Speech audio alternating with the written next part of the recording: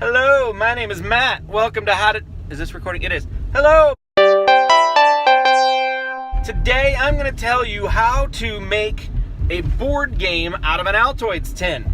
A travel board game. Not like Monopoly or Risk. I know that's unrealistic, but definitely something that your kids will enjoy while they're standing in line with you at the grocery store and they're bored to tears. If you are a child, which you probably aren't, but if you are, standing in line is the worst.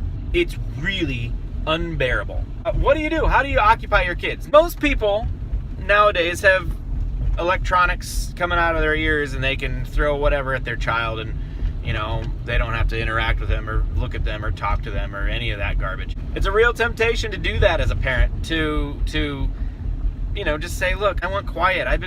My head hurts and I'm dumb and I'm bored and I don't want to think right now. Everything is emotional right now and I hurt inside and I'm dying a little bit. So please, will you put your face up against the phone and leave me alone? And that is, unfortunately, the easiest thing in the world to do as a parent. But I want you to engage with your kids. That's what this is about. This is about being a better parent. This is about dadding good. This is not about the easy way out. This is about the right way out. Not out, but you know what I mean. So, Altoids tins are awesome. I love them. I will have lots of ideas to use with Altoids tins. So don't throw them away. Keep them. Altoids tins, any little box, anything like that. I'm a big fan of. Altoids tins are free if what you wanted in the first place was the Altoids.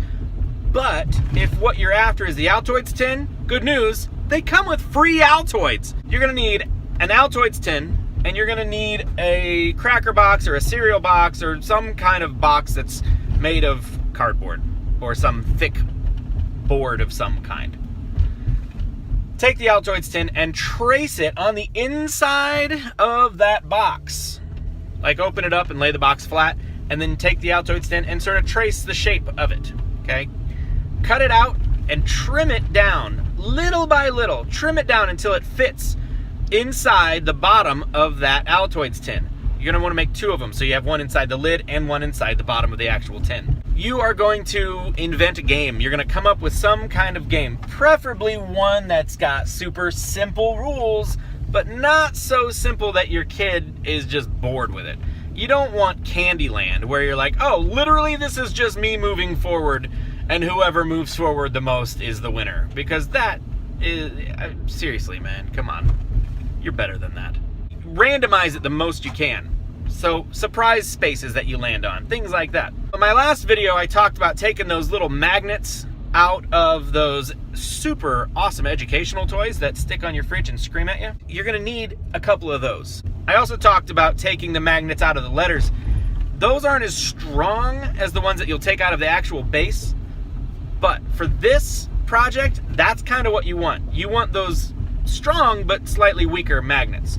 Get some nail polish. Nail polish is good because it's durable. If you use acrylic paint, that stuff will flake off and it won't do you any good. Take two different colors of nail polish and paint the magnets, one side of the magnet.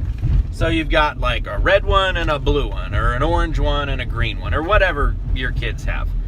If you don't have daughters, then I don't know, put pieces of tape on the magnets and color them with markers. I don't know. You'll figure it out. You're not an idiot. Indicate in some fashion that these two magnets are different playing pieces. Those are going to be your playing pieces. Now, you make up your game, you draw it on in marker, pen, whatever. Make it colorful, make it bright, make it interesting. Put a little effort into it. Come on. Your kids deserve effort. Make it interesting for your kids. You need it to keep their attention.